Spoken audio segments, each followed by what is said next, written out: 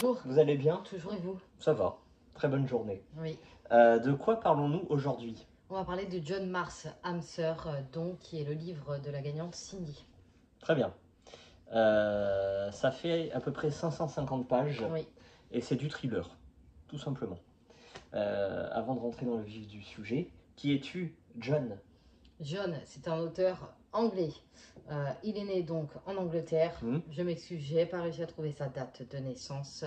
Dans l'est de l'Angleterre, précisément. À la base, c'est un journaliste indépendant, basé à Londres. D'accord.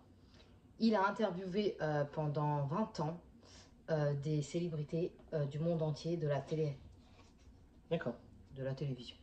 Voilà, j'allais dire télé-réalité, mais non, c'est télévision. Voilà. Okay. Et puis vient en 2013 son premier roman, The Wronged Sons. D'accord. Qui veut dire les faux enfants. Les faux enfants. Voilà. En 2016, et celui-là n'est pas traduit en français. Par contre, en 2016, nous avons The One, son premier roman, traduit et publié en France, qui est là, qui se nomme Hamster. Ensuite, Ensuite, on a, oui, Les Passagers en 2019. Oui. Et on a également Parti en fumée en 2020. Très bien. Donc, c'est ce roman-là qui a inspiré une série sur Amazon. Peux-tu nous en parler, s'il te plaît? Sur Netflix, qui se nomme The One. Ah, très bien. Voilà, tout simplement. Est-ce que tu Comme le livre. D'accord. C'était une série très intéressante. Malheureusement, peu de succès. Oui. Malheureusement, pas de deuxième saison. Ah, c'est avéré, c'est sûr? C'est certain. Je suis deg. Le drame. Ouais, c'est clair, elle était bien la série. Le drame est tout à fait là. Donc, les âmes sœurs, le pitch, veux-tu ou puis-je? Vas-y. Très bien. Alors, une jeune femme découvre un algorithme qui permet d'allier une personne avec une autre. Ce sont donc des âmes sœurs d'un point de vue génétique. Elle va lancer son application. Ça va tellement bien marcher qu'il va y avoir des millions et des millions de couples qui vont se former grâce à ça et des millions qui vont se défaire à cause de ça. Évidemment, quand tu sais que ton âme sœur c'est le voisin, bah, tu restes plus avec ton mari. Bon, certains ont cette optique-là. Voilà. Et donc, on va suivre le destiné de cette jeune femme qui, elle aussi, trouve son âme sœur, ainsi que 4 autres personnes. Alors, nous avons un couple, dont un couple qui se sont connus hors application et qui vont bientôt se marier. Problème, l'âme sœur du monsieur est un autre monsieur. Voilà. Ensuite, nous avons une dame qui rencontre son âme sœur. Malheureusement, le temps qu'ils se rencontrent pour de vrai, bah, celui-ci est décédé. Ou alors on a celle qui a trouvé son âme sœur, mais celui-ci se trouve en Australie. Et à chaque fois, il lui donne que des photos, pas de vidéos et tout ça. Et en fait, dans son dos, elle fait le voyage jusqu'en Australie. Et elle découvre que celui-ci est atteint d'une maladie. Voilà. Et il y a aussi le tueur en série. Tout ça, tous ces vies-là marchent en même temps, hein, c'est la même période. Donc on n'a aucune histoire tranquille, il y a toujours un petit truc. Voilà, il y a un tueur en série. Il se dit, bon, bah, pourquoi? C'est pas parce que je tue les femmes que j'ai pas d'âme sœur. Voilà, exactement. Non, mais chacun a droit à l'amour. Sauf que son âme sœur est... C'est une policière. Bravo. Évidemment. Le plus gros hic, il est là. Voilà.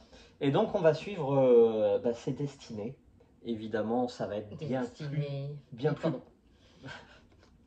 va être bien plus complexe que cela. Très bien. Voilà. Bon, as-tu aimé cette lecture? Bah, moi j'ai beaucoup aimé.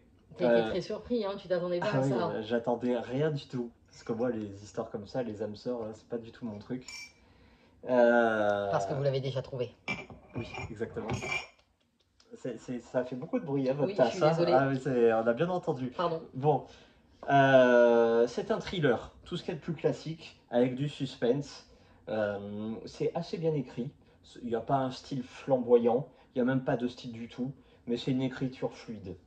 Beaucoup de suspense, on veut savoir ce qui va se passer. Les chapitres sont très très courts, 2 pages, 3 pages, pas plus. Et à chaque fois on alterne avec un nouveau personnage.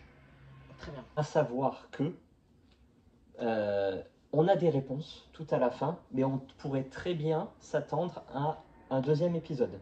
Mais pourquoi on aurait un deuxième épisode en livre et pas en série? Telle est la question. C'est injuste. Donc les couples ici vont se former et se déformer, mais à la fin, ça laisse une large porte ouverte à une suite, voire à une interprétation personnelle. D'accord. Voilà. Ça veut dire qu'à la fin, ça s'ouvre, les 5 s'ouvrent sur de la nouveauté. Bien, pour conclure, pas de violence, pas de sexe, que de l'amour, pas de vulgarité, du suspense, un peu de romantisme, un peu de données scientifiques, pas du tout de fantastique, justement. C'est très concret, ça pourrait se réaliser.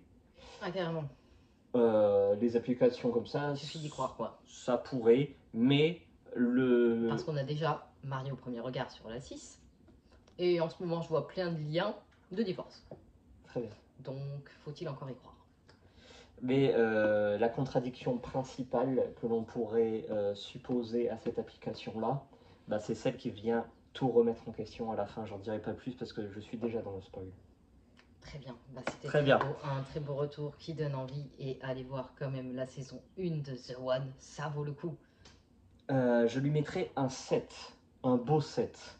Un beau 7. Un 7 affirmé. Donc, bonne lecture à Cindy. Cindy. On va lui envoyer très vite. Avec Christophe Pike, bien sûr. Très bien. Et dès que ça sera fait, hop, nouveau concours. Voilà. Bon, déjà, on va chercher une idée pour faire un petit jeu quand même. Très bien. Sur ce, moi, je finis Anima. Oui. Voilà. Et toi? Bourisian, l'écume des jours.